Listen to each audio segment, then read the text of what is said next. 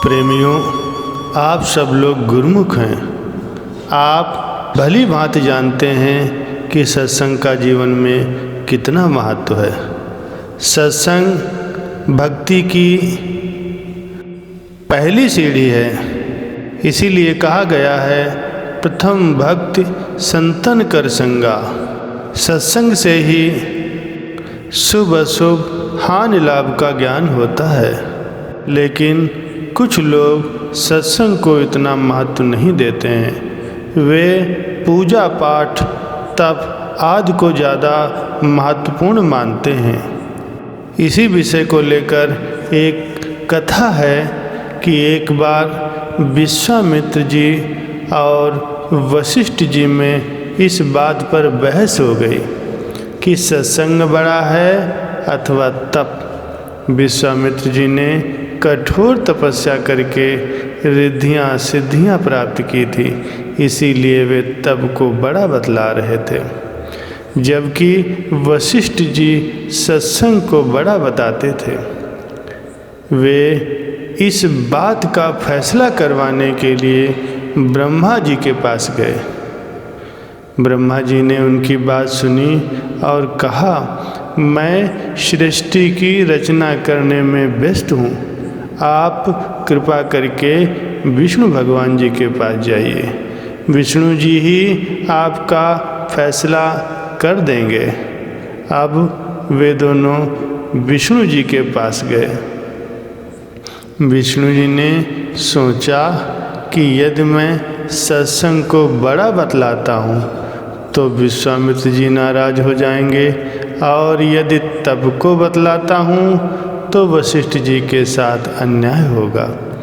इसीलिए उन्होंने भी ये कहकर उनको टाल दिया कि मैं सृष्टि की पालना करने में व्यस्त हूँ।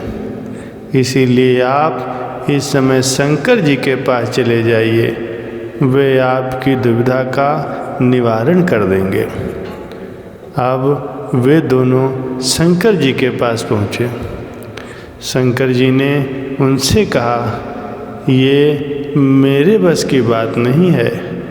इसका फैसला तो केवल शेषनाग जी ही कर सकते हैं, अन्य कोई नहीं।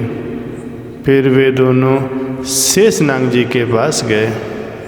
शेषनाग जी ने उनसे कहा, ऋषियों, कहो कैसे आना हुआ।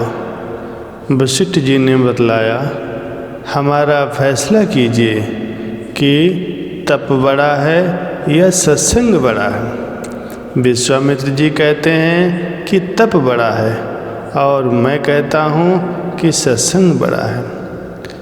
शेषनाग जी ने कहा, मैं अपने सिर पर पृथ्वी का भार उठाए हुए हूँ। यदि आप में से कोई भी थोड़ी देर के लिए पृथ्वी के भार को उठा ले तो मैं आपका फैसला कर दूंगा।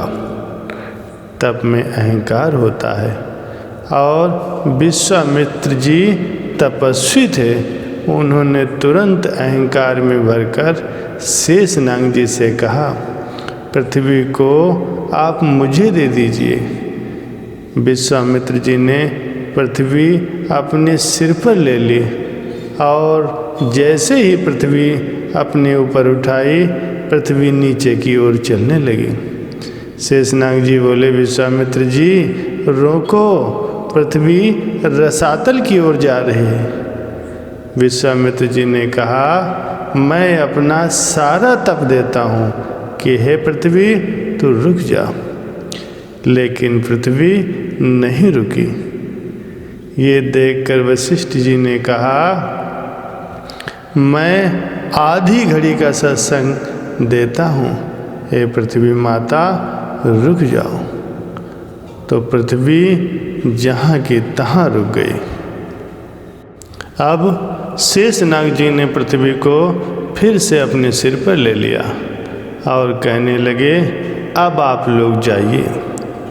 लेकिन विश्वामित्र जी कहने लगे, अरे अभी हमारी बात का फैसला तो हुआ ही नहीं। शेषनाग जी बोले, विश्वामित्र जी फैसला फैसला तो हो चुका है।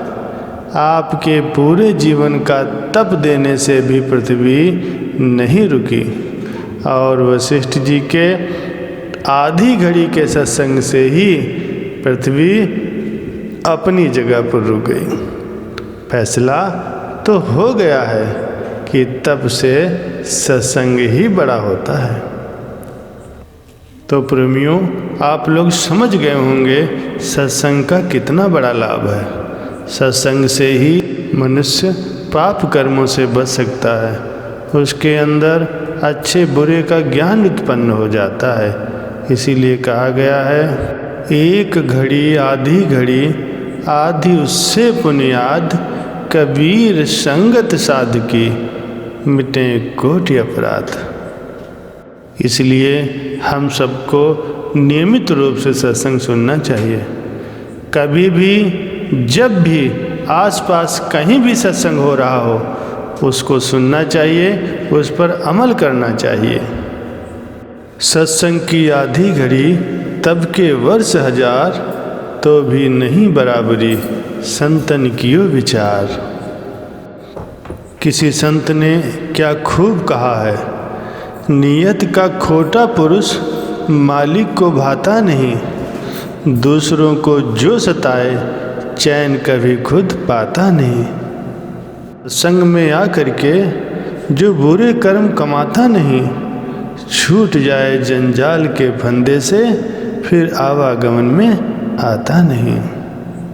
प्रेमियों, संत महापुरुषों का सत्संग जन साधारण के जीवन में महान क्रांति ला देता है।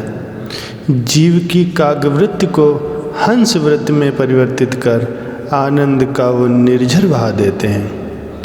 उनके सत्संग में मज्जन कर जीवात्मा जन्म जन्मांतरों के दुखों से निजात पाकर शाश्वत आनंद से सराबोर होकर उस सुख सागर परम पिता परमात्मा से जा मिलती है और आवागमन के दुख से सदा सदा के लिए छुटकारा प्राप्त कर लेती है।